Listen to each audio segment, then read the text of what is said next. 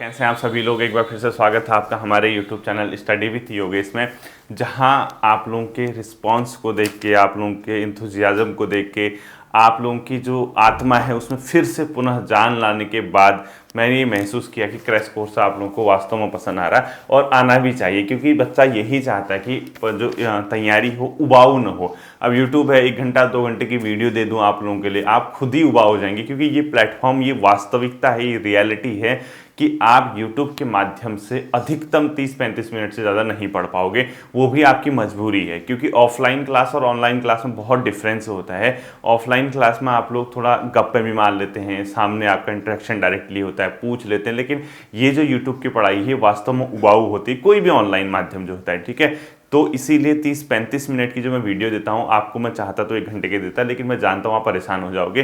तो पर जो यहाँ पर इंटरेस्ट मैंने क्रिएट किया है आप लोगों की तैयारी में, ये 4 चांद लगा सकता है। 90 डेज का मतलब 90 डेज होना चाहिए, 91 नहीं होना चाहिए किसी भी केस में। यानी आपको किसी भी हाल में, अगर वास्तव में आप तैयारी करने वाले हैं, मेरी दुआ आपको तभी लगेगी जब आप उस दिन की वीडियो उसी दिन कंप्लीट करोगे। क्योंकि मैं नहीं चाहता कि मैं तैयार टॉपिक कराऊं, आप 4 दिन बाद, 5 दिन बाद, 10 दिन बाद उस टॉपिक को तैयार करें। ऐसा बिल्कुल नहीं होना चाहिए। आप समय निकालिए, आपको 90 डेज का मतलब 90 डेज लेके चलना है, बिल्कुल भी दाएं बाएं नहीं होना चाहिए। आप 35 मिनट एक पूरे 24 घंटे में कहीं ना कहीं इस क्लास के लिए रिजर्व रखेंगे, ताकि नेक्स्ट क्लास अंत तक आपकी आज की क्लास कंप्लीट हो जाए। तभी मेरे को लगेगा कि हाँ, वास्तव में कोई ना कोई एक ऐसी शक्ति है जो आपके लिए सही ढंग से काम कर पाएगी, ठीक है। दूसरी चीज, एक चीज और समझना, ये जो क्रैश कोर्स है, ये क्रैश कोर्स आपके लिए रामबाण सिद्ध होगा। और इसके साथ साथ, क्योंकि स्टडी विथ योगेश 2.0 चैनल पर सिलेबस कंप्लीट किया जा रहा है फैक्ट आधारित, यानी जब तैयारी इस तरीके से हो, जब आपने जिला series, individual series, Uttarakhand history, आपके फैक्ट वाली सीरीज, आपके जीएस की सीरीज, साथ साथ ही हिंदी वाली पोर्शन को कंप्लीट करने के बाद आप क्रैश कोर्स की ओर जा रहे हैं, जहां आपका एक बहुत बेहतरीन रिवीजन होगा, कुछ अच्छे क्वेश्चन आपको मिलेंगे, एक प्रकार का जुआ है, गैम्बल है, आपका क्या रहता है क्या नहीं रहता वो तो आने वाला समय बताएगा। और साथ ही साथ सिलेबस कंप्लीट करने के लिए स्टडी विथ योगेश 2.0 पे आपको फैक्ट क्लास कराई जा रही है, वो भी सिर्फ आपके सिलेबस के अकॉर्डिंग। तो इससे ज़्यादा ना आप कर सकते हैं, ना मैं कह सकता हूँ, कुछ नहीं कर सकते हैं। कल एक क्वेश्चन था, संदीप नेगी जी का मैसेज आया था व्हाट्सएप पे कि सर इसका ईयर 2004 है, तो किताब का उन्होंने रेफरेंस भेजा था कुछ, मतलब कटिंग वगैरह। उसमें क्वेश्चन क्या था, उत्तराखंड जो अपने आप में लोक सेवा प्राधिकरण या न्यायाधिकरण है, वो कहते सर इसका 2004 आपसे 2001 हो गया। मैं कह रहा कि 2001 ही है, 28 मार्च से 2001 ही उसकी स्थापना है। आपको अगर एविडेंस चाहिए होगा उसका, जब कभी आपके क्वेश्चन में आता है पेपर में, मैं उसको प्रोवाइड करा दूंगा। 28 मार्च से 2001 ही ऑप्शन है, ठीक है। तो आज क्रैश कोर्स का डे 2 है, यानी सेकंड डे। और मैं बच्चों यही चाहूँगा कि आप लोगों का ये जो क्लास है, ये आज की क्लास आज ही खत्म होना चाहिए। इसको वो वाला सिस्टम मत करना जैसे कबीरदास जी का था ना, वो आज करे सो कल करे, कल करे सो अब वाला, कुछ उन्हीं का था शायद, जिसका भी था। तो ये देखना है, ठीक है। पहला लिखना आपको, स्पर्श संघर्षी व्यंजन क्या होते हैं। आपको ये रट्टा ही मानना पड़ेगा बच्चों, कुछ ऑप्शन नहीं है। समझना है तो पहले जो क्लास करा रखी है उनको देख लेना। अब मुझे लगता है कि इसमें से क्वेश्चन स्पर्श संघर्षी व्यंजन कौन सा है ये कभी पूछेगा, तो च छ ज झ, ठीक है। च छ ज और झ, ये इनको क्या बोलते हैं, स्पर्श संघर्षी व्यंजन बोलते हैं, ये ध्यान रखना पहला, ठीक। दूसरा क्वेश्चन उसको लगा कि यार इनसे एक काम करता हूं, स्पर्शी व्यंजन पूछता हूं, तो ध्यान रखना कौन कौन से स्पर्शी व्यंजन, ये संघर्षी नहीं है, ठीक है, स्पर्शी व्यंजन। अब इसमें देखना स्पर्शी व्यंजन कैसे आपने लिखना है।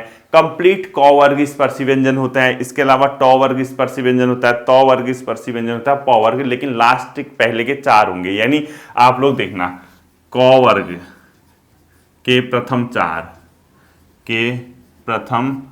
4 वर्ण, यानी क ख ग घ, ङ नहीं होगा, ठीक है। इसी प्रकार से क वर्ग के अलावा होता है, ये लिख दो, ट वर्ग के प्रथम 4 वर्ण, ठीक है। इसके अलावा लिखोगे प वर्ग, त वर्ग और प वर्ग, त वर्ग के खुद ही छाट लेना है क्या क्या, ठीक है। और लास्ट क्या होगा, प वर्ग के प्रथम 4 वर्ण। इनको क्या बोला जाता है, स्पर्शी व्यंजन बोला जाता है। पेपर में क्वेश्चन ये पूछा जा सकता है कि कौन सा स्पर्शी व्यंजन के हिस्सा आता है या नहीं आता है, या कोई इंडिविजुअल आपको नाम दे देगा स्पर्शी व्यंजन। तो क ख ग घ, ट ठ ड ढ, त थ द ध, प फ ब भ, ये होते हैं आपके स्पर्शी व्यंजन, ठीक है। इतना तभी मैंने क ख पढ़ के आना आपसे कहा था। इसके अलावा कभी कभी आपसे जो क्वेश्चन पूछा जा सकता है संघर्षी व्यंजन के लिए पूछा जाता है कि संघर्षी व्यंजन क्या होते हैं। संघर्षी व्यंजन लिख लो, ठीक है। संघर्षी व्यंजन के अंदर जो एग्जाम्पल आएंगे स तीन के तीन स, इसके अलावा ह आएगा, ज आएगा, फ आएगा, ठीक है। तीनों स लिखो आप लोग। ये होता है आपका स्पर्शी व्यंजन, ना सॉरी संघर्षी व्यंजन, ठीक है। तीनों स लिख दिया आपने। इसके अलावा ह लिखो, ख लिखो, ज और फ, ह ख ज और फ, ये आपके क्या होते हैं, संघर्षी व्यंजन के एग्जाम्पल होते हैं। इसके बाद आपका एक बहुत फेमस चीज है उत्क्षिप्त व्यंजन। कभी कभी पेपर में क्या पूछा जाता है कि उत्क्षिप्त व्यंजन क्या होता है, ठीक है। उत्क्षिप्त व्यंजन क्या होता है, ये भी पूछा जाता है पेपर में, तो देखना ड और ढ, ठीक है। इनको क्या बोला जाता है, उत्क्षिप्त व्यंजन। और एक को लिख दो प्रकंपित व्यंजन, प्रकंपित व्यंजन। इसका एग्जाम्पल है र, र क्या है, प्रकंपित व्यंजन का एग्जाम्पल। और लास्ट लिखो संघर्षहीन व्यंजन। इसी संघर्षहीन व्यंजन को बोला जाता है, अपने आप में ब्रैकेट में लिख देना, संघर्षहीन को अर्धस्वर भी बोला जाता है, ठीक है। और ये जो क्लास है मुझे 2 घंटे पहली बार लग रहे हैं किसी टॉपिक के क्वेश्चन को सिलेक्ट करने में अलग अलग जगह से, तो इसी को संघर्षहीन को अर्धस्वर भी बोला जाता है। और इसके एग्जाम्पल य और व हैं, य और वो हैं। तो इतना अगर आपने कर लिया किस वाले चैप्टर से, पहले चैप्टर से, यानी जो आपका वर्ण वाला है, तो मुझे नहीं लगता कि इससे बाहर 90 डेज के क्रैश कोर्स के अंदर आपका क्वेश्चन आ सकता है। इतना आप लोग एक बार सही ढंग से कर लेना तैयार, तो आपका काम बन जाएगा, ठीक है। तो स्पर्श संघर्षी वगैरह, संघर्षी क्या होते हैं और कल कराया था मैंने, और आपको इसको समझ के पढ़ना है, तो आप लोग जो पहले की क्लास है वो देखना। अब आयोग को लगा, आपके एग्जामिनर को लगा, क्यों इन बेवकूफ़ों से, सॉरी हाँ बेवकूफ़ नहीं, मजाक है, गुरु की भाषा है, ये प्यार जो होता है वो दर्शाया जाता है। अगर मैं कभी आपसे बेवकूफ़ कहूँ तो दिल पे मत लेना, ये एक प्यार है, एक आप लोगों के प्रति सम्मान है, वो हमेशा रहेगा।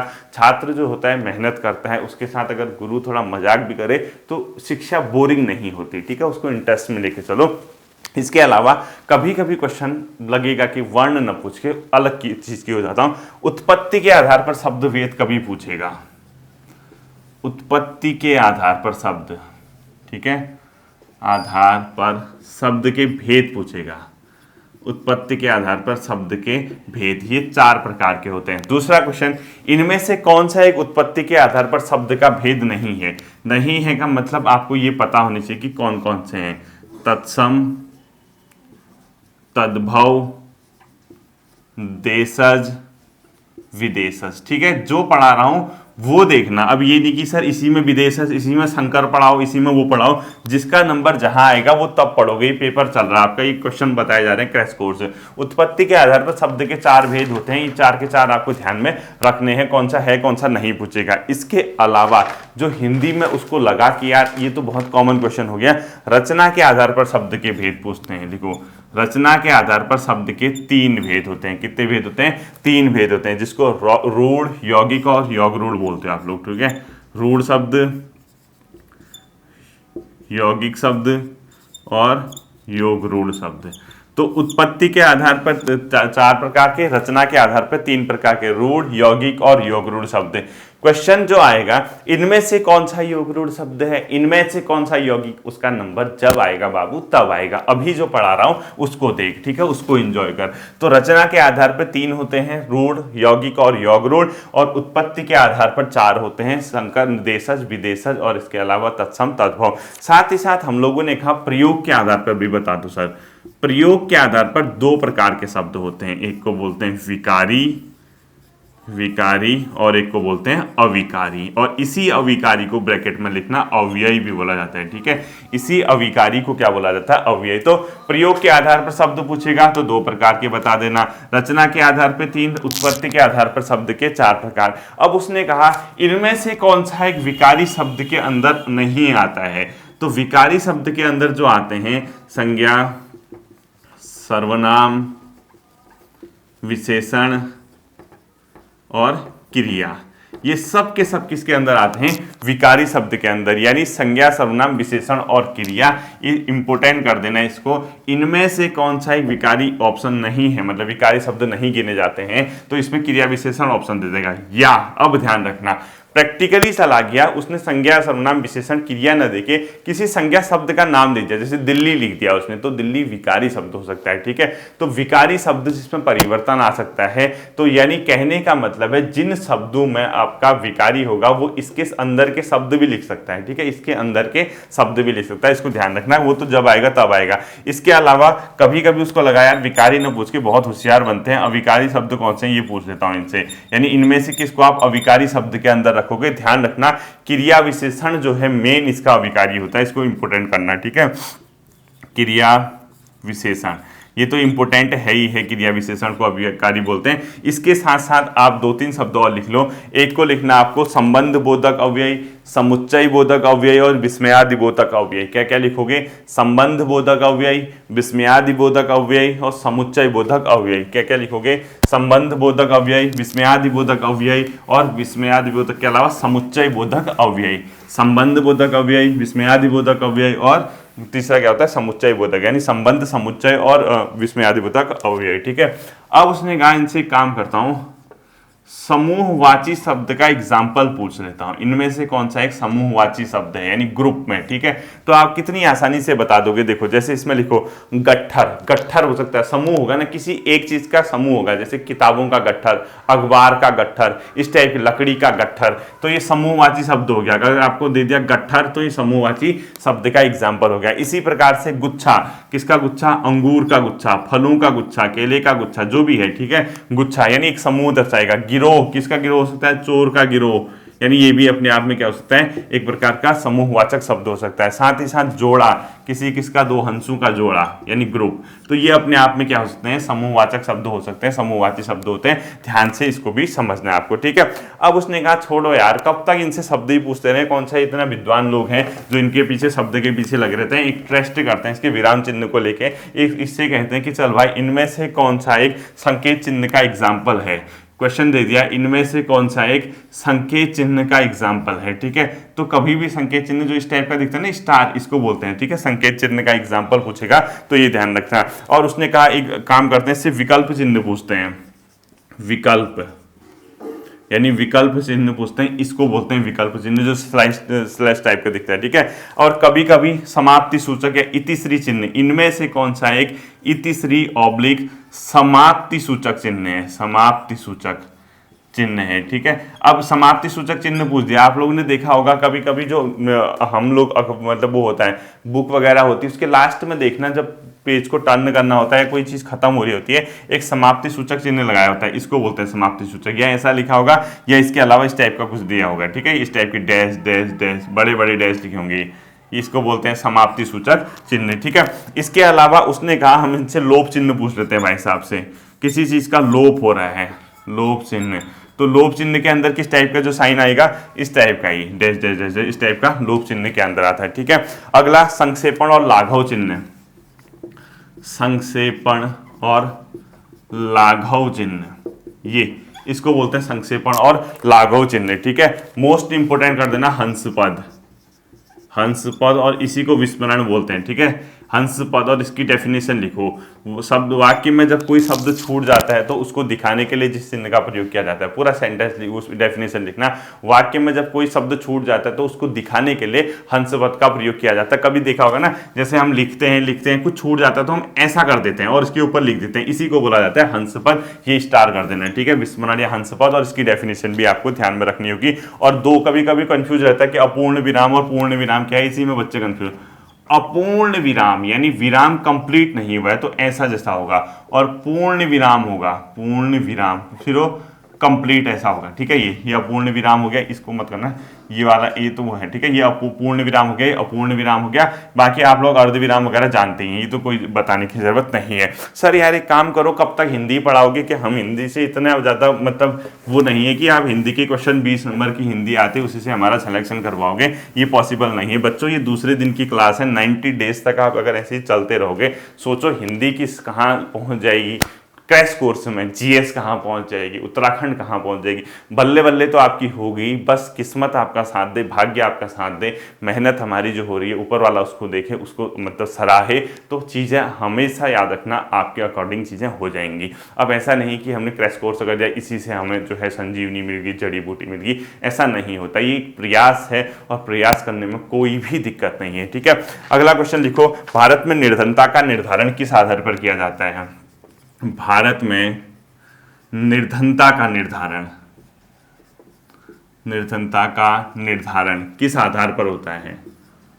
भारत में निर्धनता का निर्धारण किस आधार पर होता है। आय व उपभोग आधारित होता है, आय तथा उपभोग व्यय के आधार पर, उपभोग व्यय के आधार पर, यानी आप खाने में कितना खर्च कर रहे हैं या इस आधार पे देखा जाएगा कि बोला जाएगा कि उपभोग व्यय इतना कैलोरी के बराबर है, इसके बाद इतने कर रहा है खर्च, और या इसकी आय कितनी, इसके आधार पे भारत में गरीबी का क्या होता है, निर्धारण होता है। इंपोर्टेंट क्वेश्चन ये आपका रहता है, ठीक है। अगला क्वेश्चन लिखना, भारत में क्रमशः शहरी व ग्रामीण क्षेत्र में गरीबी निर्धारण हेतु कैलोरी का मान कितना है। क्या लिखोगे, भारत में गरीबी के निर्धारण हेतु क्रमशः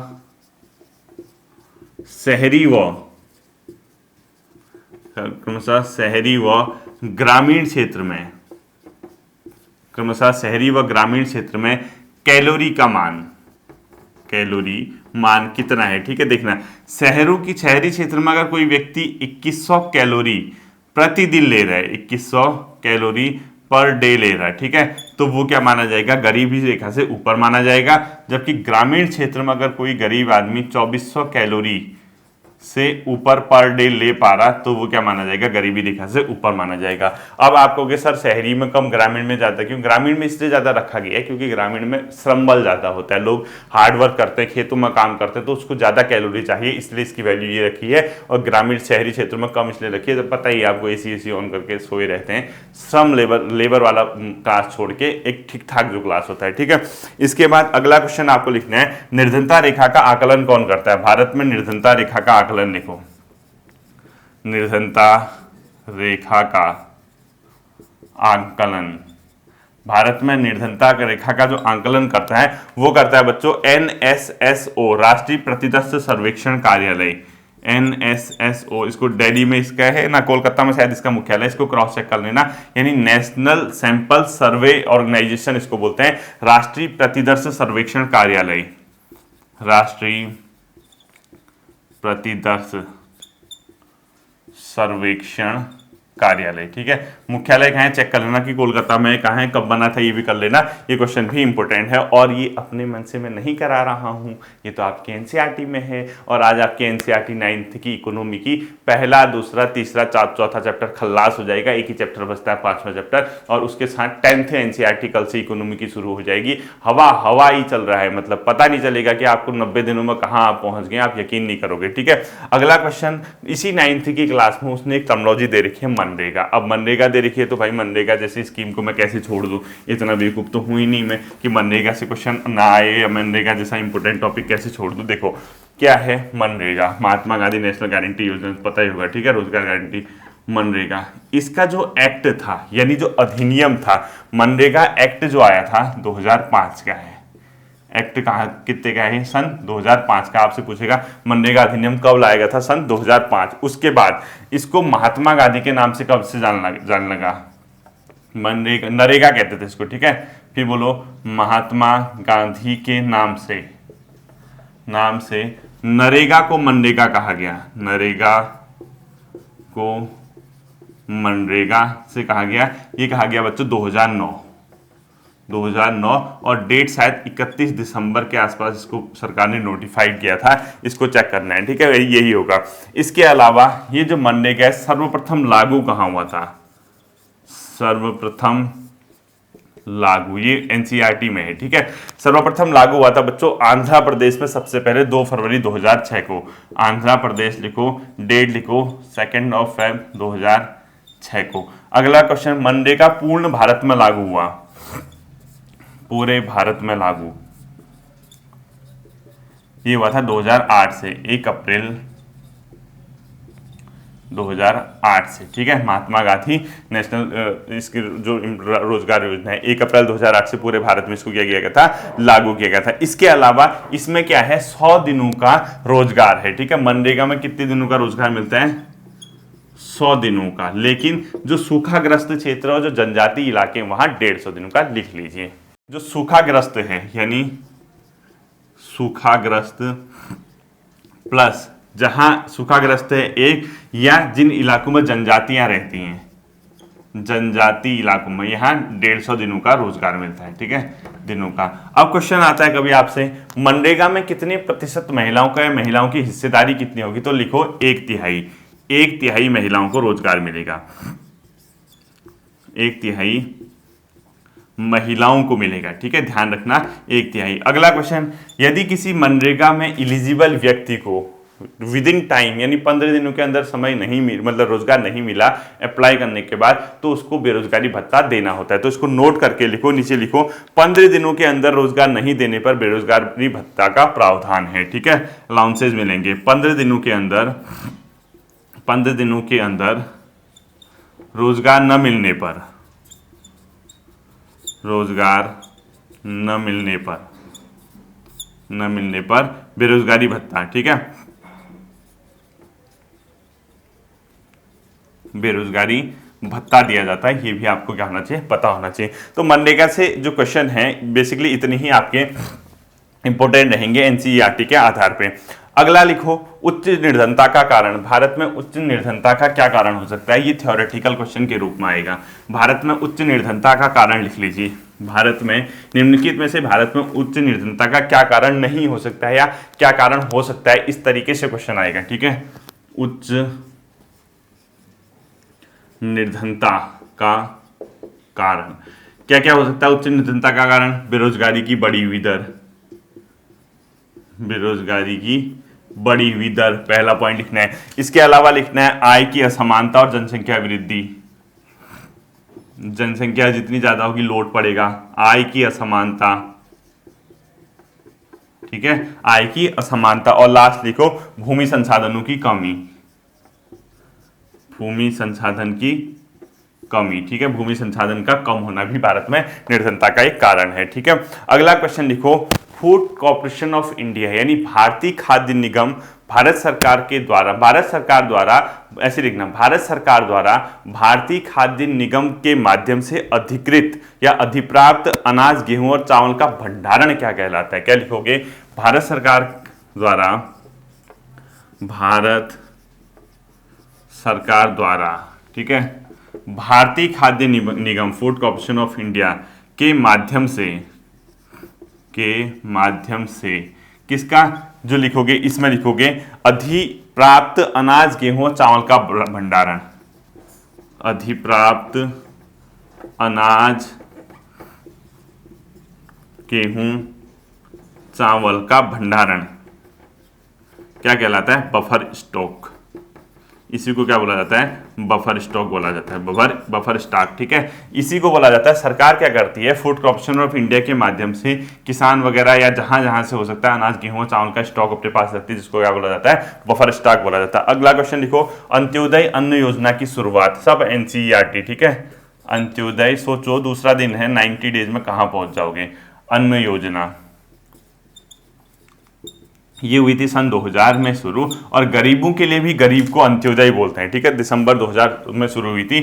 इसमें लिखो अंत्योदय में गरीबों में भी गरीब, गरीबों में भी गरीब को बोला जाता है अंत्योदय। यानी कोई गरीबी रेखा, जैसे सपोज मैंने कहा कि 1000 रुपये गरीबी रेखा का निर्धारण है, अब 990 कमाने वाला भी गरीब है, ये बहुत क्लोज है गरीबी रेखा के इससे ऊपर आने में, और 100 रुपये कमाने वाला भी गरीब है, तो ये दोनों ही गरीब है। देखो एक 990 कमा रहा है, 100 कमा रहा है, तो ये अंत्योदय इसी के लिए, ठीक है, गरीबों में भी गरीब। अगला क्वेश्चन लिखना आपको, संशोधित पीडीएस प्रणाली कब शुरू हुई थी, यानी संशोधित पीडीएस का मतलब होता है पब्लिक डिस्ट्रीब्यूशन सिस्टम, यानी सार्वजनिक वितरण प्रणाली। तो लिखो संशोधित सार्वजनिक वितरण प्रणाली की शुरुआत, संशोधित सार्वजनिक वितरण प्रणाली, संशोधित सार्वजनिक वितरण प्रणाली की शुरुआत हुई थी 1992 में। इसके ब्रैकेट में आप लोग लिखो निर्धन के में भी निर्धन, यानी इसके ब्रैकेट में देखो दूर दराज और पिछड़े वर्गों के लिए ये शुरू की गई थी, ठीक है। दूर दराज प्लस पिछड़े वर्ग हेतु, पिछड़े वर्ग हेतु क्या किया था, संशोधित पीडीएस प्रणाली की शुरुआत की गई थी। इसी के नीचे आपने लिखना है लक्षित पीडीएस यानी टारगेटेड पीडीएस, टीपीडीएस। लक्षित पीडीएस यानी लक्षित पब्लिक डिस्प्यूटेड सिस्टम यानी लक्षित सार्वजनिक प्रणाली, हिंदी में लिखना। लक्षित सार्वजनिक प्रणाली सिस्टम की शुरुआत कब से हुई थी? 1997, जून 1997 से, जून 1997। और इसमें ब्रैकेट में लिखो सभी क्षेत्रों के गरीब हेतु, यानी किसी भी क्षेत्र के हैं सभी, यानी जो टारगेट कर दिया गया था जो गरीब होगा, ठीक है। सभी क्षेत्र के गरीबों हेतु, गरीबों हेतु लक्षित पीडीएस प्रणाली की क्या हुई थी? शुरुआत हुई थी, ठीक है। अगला लिखना है आपको एमएसपी, न्यूनतम समर्थन मूल्य पहली बार कब लाया गया था? एमएसपी पहली बार, न्यूनतम समर्थन मूल्य बोलते हैं इसको, ठीक है। न्यूनतम समर्थन मूल्य ये लाया गया था सबसे पहली बार 1966-67 के वित्तीय वर्ष में। इसमें क्या होता है, सरकार किसानों से कहती है कि आपका अनाज आप उत्पादन करो, कोई नहीं भी खरीदेगा तो एटलीस्ट इतने प्राइस पे हम लोग, सरकार उसको खरीदेगी, यानी न्यूनतम समर्थन मूल्य। और वर्तमान में एमएसपी कितने फसलों पे है, मोस्ट इंपोर्टेंट कर देना, वर्तमान में एमएसपी कितने फसलों पर है? भारत सरकार वर्तमान में एमएसपी कितने फसलों पर देती है? 23 फसल है, ठीक है। इसके अंदर 7 तो अनाज हैं, 7 अनाज हैं, 7 इसमें तिलहन हैं, 7 और 7 14, ठीक है।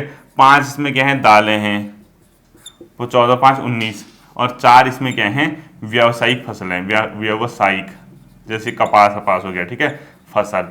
तो ये नहीं आएगा आपका, लेकिन आपको ये पता होना चाहिए कि 23 फसलों पे सरकार वर्तमान में क्या देती है, एमएसपी देती है। और इकोनॉमी का अंतिम क्वेश्चन लिखो, निर्गत कीमत यानी इश्यू प्राइस क्या होती है? निर्गत कीमत, लास्ट क्वेश्चन इकोनॉमी का, निर्गत कीमत किसे कहते हैं, ठीक है। इश्यू प्राइस, कीमत, इश्यू प्राइस, तो इसकी डेफिनेशन लिखो आप लोग, वह कीमत जिस पर बाजार कीमत से कम कीमत पर अनाज का वितरण गरीब को किया जाता है। वह कीमत जिस पर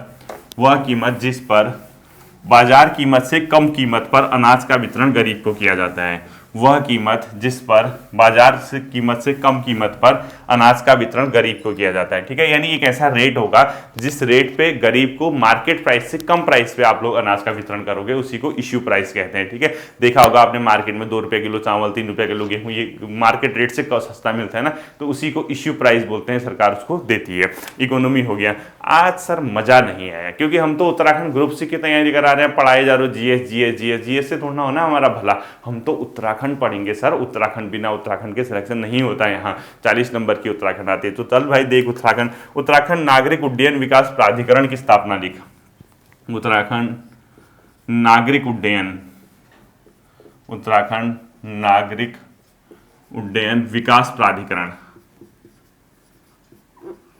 विकास प्राधिकरण की स्थापना। ये नागरिक उड्डयन मतलब सिविल एविएशन होता है, ठीक है, जो हवाई पट्टी वगैरह, रेलवे मतलब ये हवाई जहाज वगैरह और हवाई अड्डे वगैरह, इनके रखरखाव या इनको बेहतर बनाने के लिए काम करती है। तो 30 मई 2013 के से इसकी स्थापना हुई थी, ठीक है। उत्तराखंड नागरिक उड्डयन एवं विकास प्राधिकरण की स्थापना 30 मई 2013 के जीओ से हुई है। अगला लिखो, हिलांस क्या है? What is Hilans?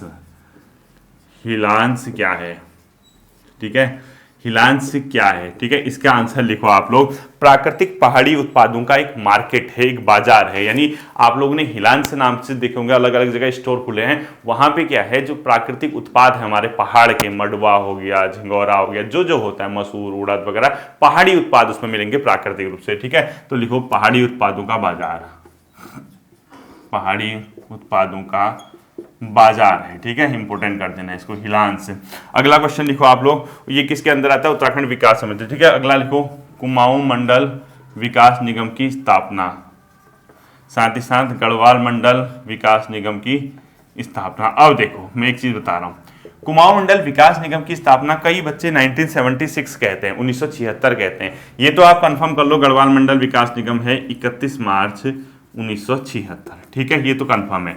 इसका किसी को नहीं पता कि इसकी स्थापना कब हुई थी। मैंने भी कोशिश की ढूंढने की, एग्जैक्ट आंसर नहीं मिला, लेकिन जो एक जगह मिला मुझे 1971 मिला मुझे, थोड़ा मैं ऑथेंटिकेशन पे इसके संदेह कर रहा हूँ, लेकिन 1971 मुझे मिला। अगर किसी छात्र को इसका एग्जैक्ट आंसर विथ एविडेंस है, कोई अच्छी किताब है, या अच्छी किताब तो क्या ही होती है उत्तराखंड में, आप जानते ही उत्तराखंड में अच्छी किताबों का कितना ज़्यादा स्कोप है, वो तो छोड़ ही दो। लेकिन कोई ऑफिशियल साइट वगैरह कहीं मतलब सरकारी डेटा वगैरह हो, इस टाइप का हो, तो इसको चेक करना है, एक बार क्रॉस चेक करना है इसको, वो एक कुमाऊं मंडल विकास निगम, क्योंकि 1976 भी बहुत बच्चों ने पढ़ा हुआ है, लेकिन आयोग इसको नहीं मानता है। तो जहां तक मुझे लगता है कि ये होना चाहिए, और इसको मैं क्रॉस चेक करके रहूंगा, क्योंकि गवर्नमेंट का जो डेटा है वहां मैं कहीं ना कहीं से इसको निकाल लाऊंगा। ठीक है, इसको क्रॉस चेक करना है।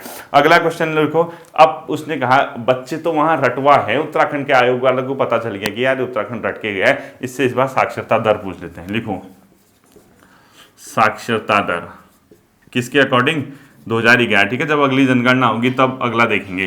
तो उत्तराखंड की जो लिटरेसी रेट है वो है अभी वर्तमान में 78.80%।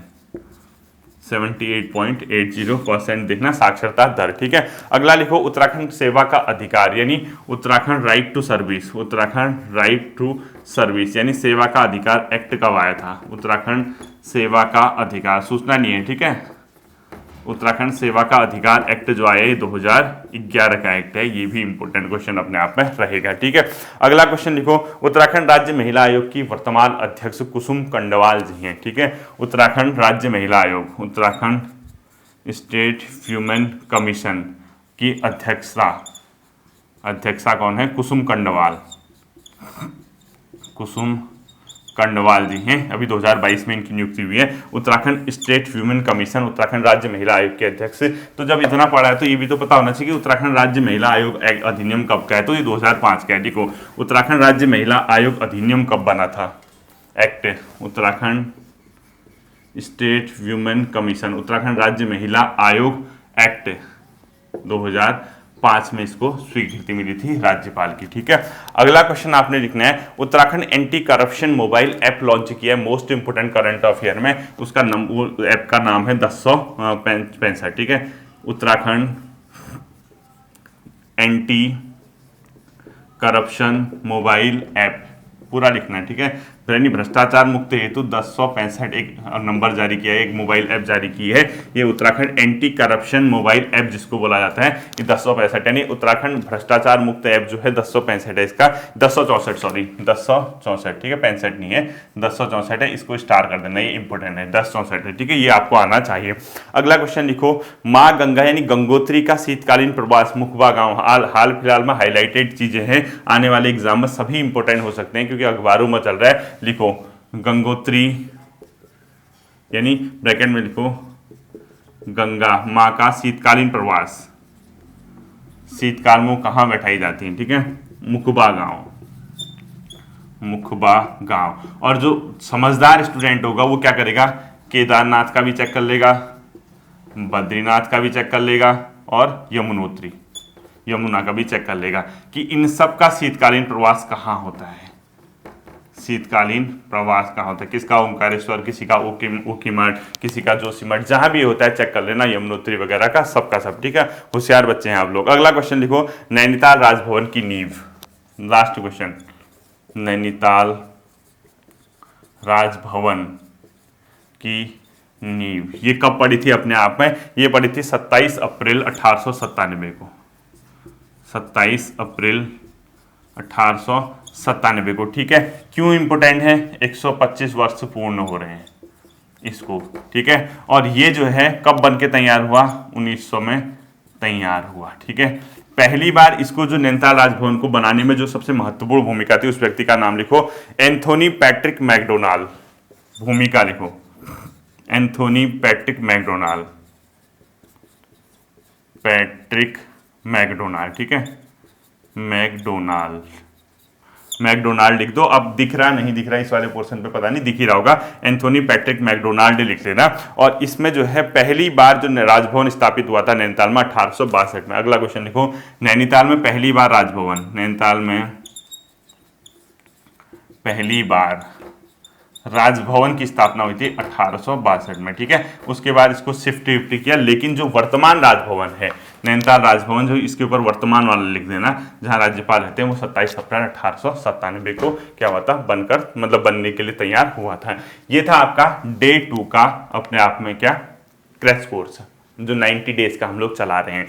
मुझे नहीं पता कितना यूजफुल हो रहा, कितना रिवीजन हो पा रहा, कितनी चीज़ें आप कर रहे हैं। ध्यान रहे ये सेकंड डे है, दूसरा दिन। सोचिए यही 88 डेज तक और अगर चल गया तो आप कितनी चीज़ें कवर करने में सक्षम हो पाओगे। फालतू चीज़ों से दूर रहना है, लिमिटेड पढ़ना है, यूट्यूब की उबाऊ शिक्षा से थोड़ा बचना है क्योंकि बहुत फ़ायदा नहीं होगा आपको। इंटरेस्ट के साथ अगर पढ़ना है तभी आप पढ़िए, वरना यहाँ आप लोग परेशान हो जाएंगे। ठीक है, फिर मिलते हैं अगले सेशन पे। अपना ध्यान रखिए। Thank you.